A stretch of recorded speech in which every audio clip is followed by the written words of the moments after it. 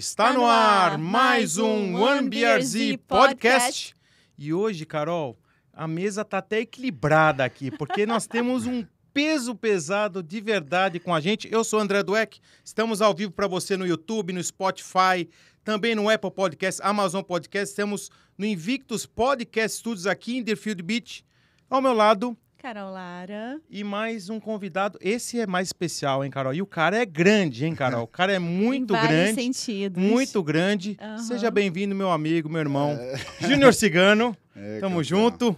Obrigado aí por você ter vindo com a gente. Mas, lógico que a gente começa aqui, para quem chegou de Marte hoje, ainda não conhece, né? O Júnior Cigano. A gente vai falar Júnior Cigano do Santos Almeida. Pouco a gente sabe do Santos Almeida. Daqui a pouco a gente vai contar a história por que do Cigano. Ele que é nascido em Caçador, Santa Catarina, começou a vida como garçom em Salvador, na Bahia, mora na Flórida há quase 10 anos, uns 8, se eu não me engano. Ex-campeão do mundo de MMA, criou a sua própria marca, participou da Dança dos Famosos no Faustão, e quem diria, hein? E quase ganhou, hein? É palestrante e comentarista de MMA também na TV, pai do Bento, da Maria, casado com a Isa. Obrigado, meu irmão. Seja muito bem-vindo. Muito bem-vindo. É isso, uma felicidade estar aqui com vocês. Ainda mais essa energia boa aí. Sempre. Decolamos. E jogador de pôquer, esqueci de falar desse detalhe, mas depois nós vamos ter aqui um outro convidado, a gente conta essa história mais pra frente. Nosso mestre, né, do pôquer. Exatamente. Eu brinco, vocês são sérios. Exatamente. A Carol sempre começa com a primeira pergunta, né, Carol? A gente sempre gosta de saber Ladies first. quem é o Cigano pelos seus olhos, pelo seu ponto de vista. Quem é o Cigano? Boa, legal a forma de começar. Eu acho que, bom, meu ponto de vista sobre o Cigano, eu mesmo, eu acho que eu sou um cara muito tranquilo, de uma energia boa, eu espero sempre o melhor das pessoas, porque eu dou o meu melhor para todos ao meu redor, entendeu? Eu tento ser sempre justo naquilo que eu me proponho a fazer na minha vida, principalmente, que é o meu carro-chefe, o mundo da luta. Entendeu? O mundo, como qualquer outra coisa na vida, a gente não vai a lugar nenhum sozinho, aquela famosa frase. Isso é uma verdade muito grande e no mundo da luta isso é muito forte, entendeu? Você precisa das pessoas e não só ajuda das pessoas, como você precisa criar um relacionamento, no meu caso em si. Um relacionamento meio que afetivo com essas pessoas. Porque eu não vou entender um comando ou algum pedido de um treinador, uma orientação, uma orientação de um treinador ou de um colega de treino, se ele não me conhece profundamente para saber o que ele está falando. Porque falar por falar, eu não vou absorver, entendeu? Eu já vivi situações como essa com pessoas que estavam no meu corner que eu ainda não tinha uma relação muito grande e aí acabei não absorvendo realmente o que falavam. Como também já vivi ao contrário, quando, por exemplo, o Dória me conhecia exatamente, sabia tudo que ele falava caía perfeitamente com o que eu acreditava, ou seja, é quase que aquele negócio de você nem precisar falar. Se olhou, já se entende. Então, eu vejo muito isso. Eu sou um cara desse tipo, entendeu? Que eu me entrego da melhor forma e espero a melhor forma das pessoas também ao meu redor. Legal demais. Grande professor Dória, um abraço pra você. Estamos te esperando aqui na América Top Team. Eu não posso treinar mais lá, né? Que os caras expulsaram os amadores, ficaram só os pró, mas eu vou lá visitar vocês de vez em quando. E uma coisa bem legal pra gente começar, você falou de trabalho em equipe, né? Todo mundo acha que o lutador é um esporte independente, isolado. Ele entra no ringue. Mas eu que tive a oportunidade de te conhecer treinando, né? E quantas pessoas estão envolvidas diretas e indiretamente, né? Seja na parte do treino físico, aeróbico, treino técnico, na parte de relação com a imprensa, com seus patrocinadores, contratos, né? Então, é uma coisa muito complexa para um atleta de alta performance. E eu queria que você explicasse um pouquinho disso, Júnior, porque todo mundo te conhece lá, o cara que é reconhecido mundialmente como campeão mundial, vê lá a estrela, o atleta, mas não imaginam a complexidade que existe por trás de um atleta. É quase como administrar uma empresa. É uma administração de uma empresa, né? É uma empresa. Eu sou o meu asset, o meu principal. Ativo. E é exatamente isso, uma empresa, a administração da tua carreira em si, né? De você produzir um resultado que você almeja, é de muito trabalho, muita dedicação e principalmente gerenciamento dessa galera toda, não é? Você, só falar do treino em si, assim, vamos dizer, da galera que participa do treino diretamente. Treinador de Muay Thai, boxe, jiu-jitsu e wrestling, os 4 principais. Uau. Tem outros caras, Lyoto, Machida, ou seja lá quem for do judô e coisa, que tem outros que vão trabalhar Sim. parte do karatê, do judô, entendeu? Eu, no meu caso, Muay Thai, boxe, jiu-jitsu, wrestling e preparação física. 5 treinadores. Isso toda semana. Divide entre a semana. Por isso que Sim. essa é a dificuldade do MMA em si. Porque o boxe você meio que se atém a focar no que você precisa fazer ali na parte em pé, a movimentação, tudo mais. Mas fica mais focado na questão da movimentação e trocar socos. Sim, é focado num esporte só, né? O MMA, tipo, ele reúne todas as artes marciais. Então, você pode usar diferentes tipos de habilidades para poder chegar ao resultado que você almeja. O que faz do esporte tão difícil, que você precisa se preparar tanto. Tanto quando a gente chega numa luta, normalmente é o que eu faço, graças a Deus que eu vou lutar. A galera fala, tá nervoso porque vai lutar. É difícil. Tá nervoso pelo resultado. Você quer são meses de preparação, né? Você fica nervoso, no meu caso, tipo, eu costumo dizer, eu nunca tive medo de me machucar. O meu medo não é de me quebrar um braço. Não tô nem aí pra isso. O meu medo é de perder. Isso é uma coisa Ninguém gosta. Ninguém gosta e ninguém quer, óbvio. Ainda mais depois de um treinamento tão longo quanto a gente faz. Se dedica, administra essa galera toda, paga essa galera toda, porque ninguém tá lá. Investimento, isso é uma empresa. É um investimento, para você poder colher os frutos lá na frente. E quem como são as outras pessoas que não são os treinadores, mas que giram em torno de você para isso tudo acontecer e funcionar? Normalmente a galera tem um manager que normalmente o próprio manager já tem uma estrutura de advogado, de pessoas que correm atrás de organizar treinos, convidar quando falta alguém num treino, tudo mais, eles chamam. Quando eu morava no Brasil, por exemplo, eu tinha que trazer a galera de fora, sempre tinha alguém para me ajudar para isso, para fazer essas conexões, entendeu? Então, normalmente o manager como se fosse um sparring. Que a gente chamaria, os sparring que participam do treino para colocar em prática a luta ali. Mas eu digo, os caras, vamos dizer, alguém para gerenciar. Tipo, quando eu treinava, por exemplo, eu estava em Salvador. Eu levava americano, wrestling dos Estados Unidos, eu trazia a galera de São Paulo. Não sabia. Então eu tinha que botar, eu colocava eles num determinado lugar, morando num determinado lugar, pessoas para cuidarem deles, enquanto eles estavam lá treinando comigo. Então um intercâmbio. É toda uma logística. É uma logística inteira que você tem que cuidar dos caras. Eles estão lá para você, entendeu? E por você. Então, você tem que trabalhar esse lado para que todo mundo esteja bem, para poder doar o melhor deles, para que eu possa chegar ao meu melhor. Lógico. Então, é uma administração, é uma logística, vamos dizer ali, que exige um pouco de você e das pessoas ao teu redor. E você tem que demandar. Não tem como você cuidar. Principalmente quando você é um atleta. Atleta em si, do MMA propriamente, é o esporte que mais exige de um atleta. A semana é muito pesada. Você convive com dor diariamente. Você passa a ignorar a dor em determinado ponto. É dor todo dia, o tempo todo. Canelada, soco na cara, coisa, entendeu? É dor o tempo todo. Um braço torcido na hora de jiu-jitsu, um negócio desse. E você não pode parar. Você tem um objetivo lá na frente para alcançar, você tem que continuar. Entendeu? Talvez alivia de um lado, de outro, mas administra, mas continua, entendeu? Então, é importante ter essas pessoas também para organizar o teu schedule, o teu cronograma ali da semana. Aqui, por exemplo, na ATT, o próprio time já tem oferece mais ou menos além de ter muitos atletas na equipe, que você usa os próprios atletas da equipe a seu favor, né, para te ajudar, e já está ajudando também os caras, já estão extremamente organizados, tem lugar para a galera ficar, entendeu? É um pouco mais, vamos dizer, concentrada ali esse tipo de decisão. Não, com certeza. E tem uma parte que é muito importante, né? Você sempre foi um cara muito carismático na mídia, até sendo convidado para ser comentarista da Globo e outros. Dançou lá na Dança dos Famosos do Faustão, mas enfim, a imagem, né? Chamar o cabelo. Mas caiu no olho.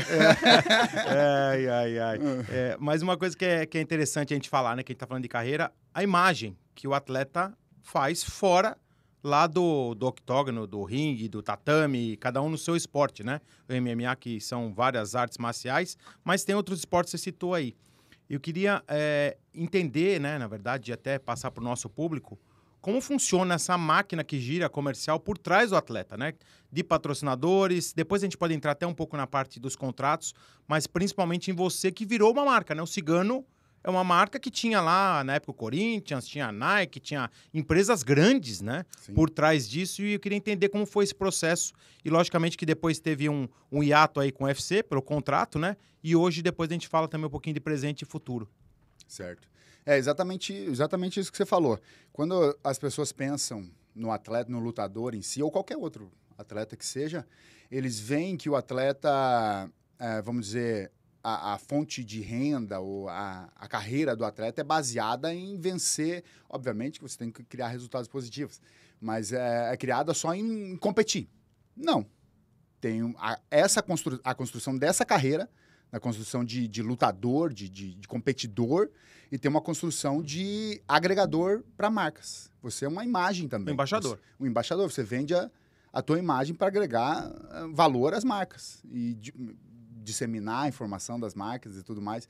Então, são duas carreiras que caminham junto e uma, vamos dizer, suporta a outra. E no caso dessa coisa vamos usar, de influenciador aí, Sim, coisa que é verdade, é verdade. Você tem mais de 1 milhão de seguidores hoje, né? Isso faz parte do business, né? Também, mas eu digo, até quando você está fazendo trabalhos para marcas, participando, a importância de você estar vivendo resultados positivos na tua carreira de competidor, de atleta, para poder até as pessoas te acompanharem e se interessarem mais pela tua história, pela a tua vida. Programas de televisão te chamarem, você passar a atingir um público que você não tinha ideia que atingia, como o negócio da Dança dos Famosos que você Sim. falou. Democratizou, né? Foi uma experiência que eu não tinha noção do que ia ser e foi incrível, porque eu tava, tipo, porque eu treinava no Rio e me apresentava em São Paulo no domingo. E essa... Treinava a dança. É a dança. Esse tempo de aeroporto e tudo mais, as pessoas vinham falar comigo, mas, tipo, senhorinhas... Não era o lutador, né? Era o dançarino. Não faziam ideia da luta em si. Que legal. Eles não faziam ideia da luta em si, as criancinhas e tudo mais. Tem muita gente, muitos senhores, senhoras, criancinhas, que gostam da luta, vêm pela luta também. Mas ali eu senti muito isso. Uma receptividade das pessoas que não têm esse contato com a luta, sabe? Não assistem. Conheceram o Cigano por um outro lado, o Cigano, né? Dançarino. E elas iam falar comigo e era incrível, assim. Tipo, me fez sentir muito bem. São as vitórias, assim, da vida que não tem preço, né? É uma Verdade. coisa que só agrega e te faz você evoluir, aprender, crescer, se fortalecer. Então, cada desafio, assim, que eu vivo é incrível e esse foi um grande desafio. Muito legal, muito legal. E só emendando, Carol, a gente tá falando um pouquinho de família aqui, né? E você imaginou você, esposa de um lutador? Então, imagina a Isadora, que eu conheço bem e te conheceu já lutador, né? E aí a família fala assim, peraí, mais ou menos a gente tá falando um pouquinho de automobilismo antes, né? O cara larga lá na corrida, qualquer categoria, fala assim, olha, eu sei que pode bater e pode se machucar, mas você tá torcendo, lógico, sempre pelo melhor, mas esse equilíbrio até entre a família, depois a gente vai entrar no assunto da marca Cigano, que é uma coisa que eu queria que você explicasse, né? Porque é uma carreira que o funil é muito, muito apertado, né? Quantos e quantos não treinam e quantos chegam no teu nível de disputar profissionalmente, a família apoiar e ser campeão mundial. O objetivo de todos, obviamente, quando começam ali, se dedicam ao esporte, é chegar a ser campeão do mundo. Opa! É chegar a ser campeão do mundo, mas vamos dizer, obviamente que poucos conseguem. É por isso que, na verdade, tem um valor tão grande em você ser campeão do mundo. Sim. Né? Não Você são acha todos que você que vão teve chegar lá. algum diferencial, algum apoio extra ou algum mindset diferente que te proporcionou estar nesse lugar? Olha, eu acredito que eu fui preparado para ser quem eu sou, entendeu? Eu nasci para isso sem saber. A carreira me encontrou. Com quantos anos você percebeu que era isso que você queria? Depois da minha primeira... eu tinha 22 anos. Depois da minha primeira luta de MMA, que já foi profissional. Uhum. E aí caiu a ficha. É isso que eu quero fazer para minha vida. Mas eu digo que eu fui preparado porque desde quando eu era menino, eu sou de uma família muito pobre. como a realidade da maioria dos brasileiros, né? Não tem nada de novo nisso. Todo mundo sabe que a gente vem de... São atletas guerreiros, né? vem de uma história difícil de vida e tudo mais. Minha mãe era faxineira, meu pai mecânico industrial. Se separaram quando eu tinha 8 anos de idade. A gente foi para longe. Minha mãe cuidava de nós 3 sozinho. Eu era o mais velho da minha mãe. E tinha uma menina e mais uma menina, a Juliana e a Marcela. Legal. E ela cuidava da gente sozinha. Então, e nunca deixou uma coisa que ela sempre... que eu admiro muito. Hoje eu vejo o valor, sem sombra de dúvida. A Dona Maria é a mulher mais guerreira que eu conheci, que eu tenho notícias de existir nesse mundo. Legal, porque o que bacana. essa mulher enfrentou...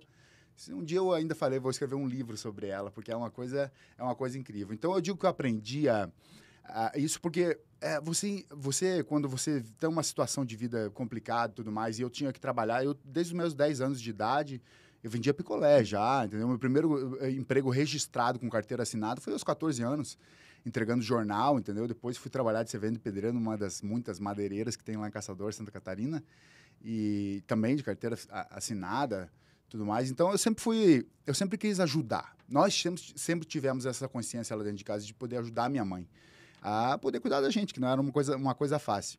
E isso fez a gente ter vários conflitos. Até mesmo ela não deixava a gente faltar na escola também. Eu trabalhava durante o dia, eu tinha que ir de noite para a escola.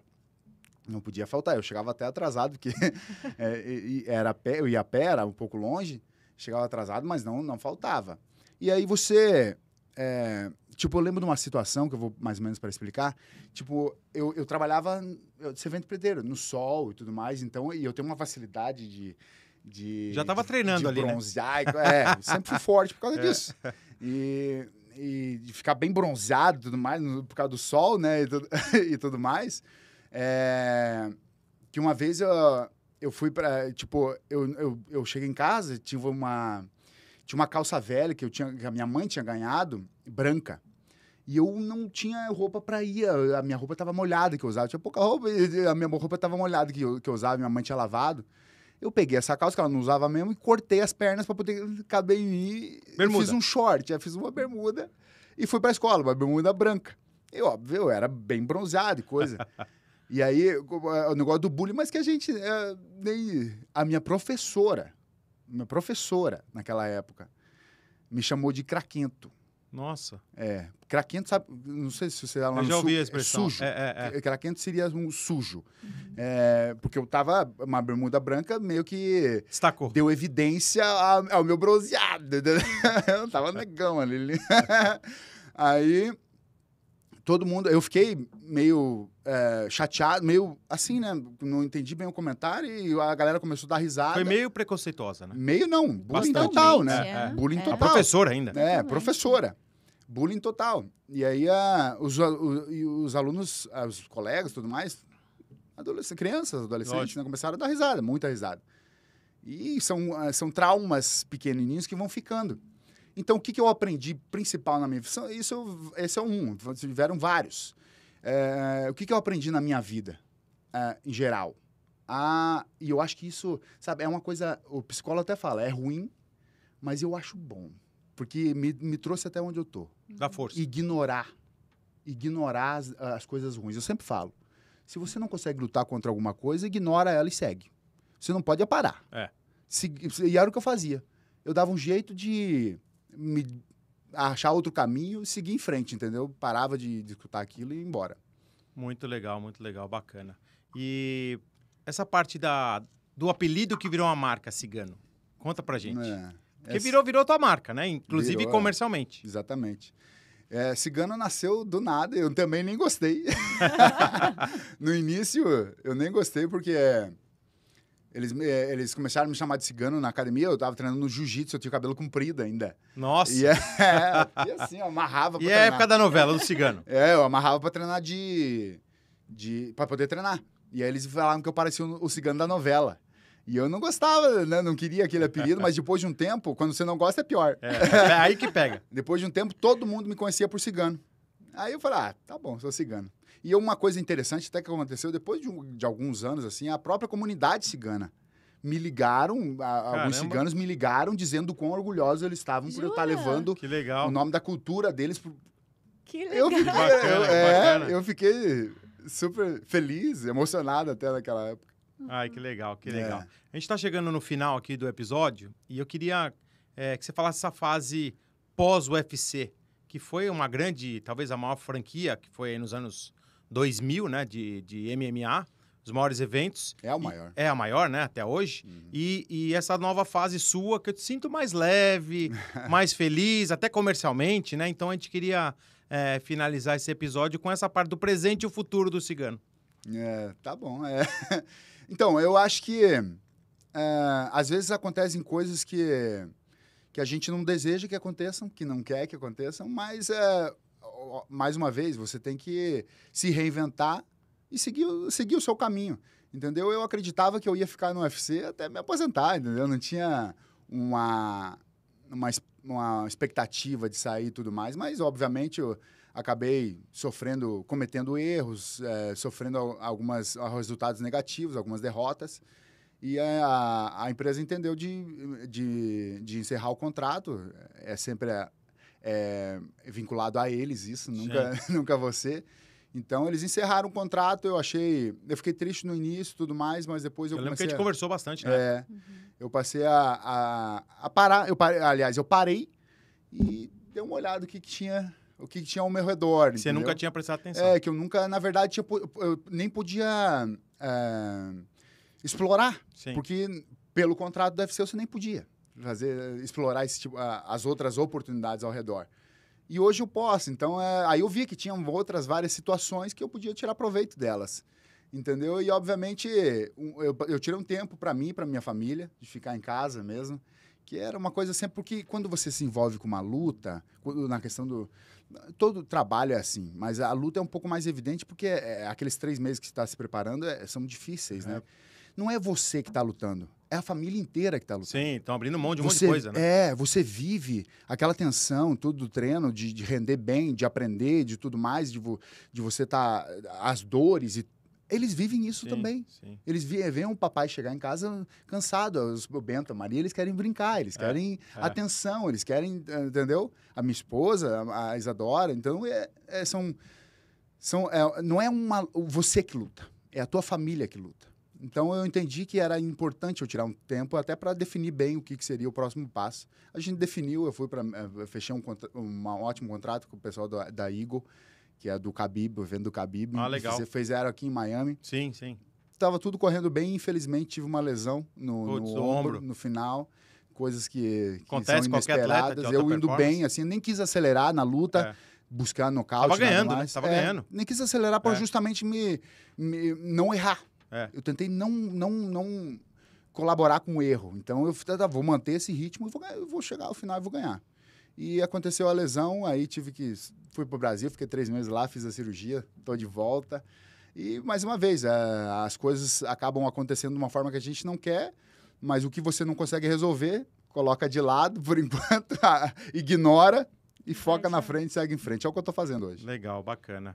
Obrigado mais uma vez, Carol. Que aula aqui, hein? De superação, hein? De tudo, Ele tava preocupado, falou, podcast de negócio. O cara é uma empresa sem saber. A gente tem muitas lições, né? Muitas lições. E quanta gente gira em torno de você, quantas pessoas está inspirando e que lição de foco, de leveza. Porque a gente sempre associa, né? Por mais que seja casado com um lutador não profissional, mas com um lutador, mas a gente sempre associa a luta a coisas muito brutas e pesadas e violentas. É uma atribuição errada. Muito errada. Somos agressivos, mas não violentos. Sim. Acho que pelo contrário, né? Eu vejo pelo Gui, ele é um zen, né? O filho dele é samurai. E eu tô vendo que você tem a mesma coisa, porque tem que ter um mindset muito forte, muita determinação. É muito legal ver esse lado. O próprio esporte te ensina, né?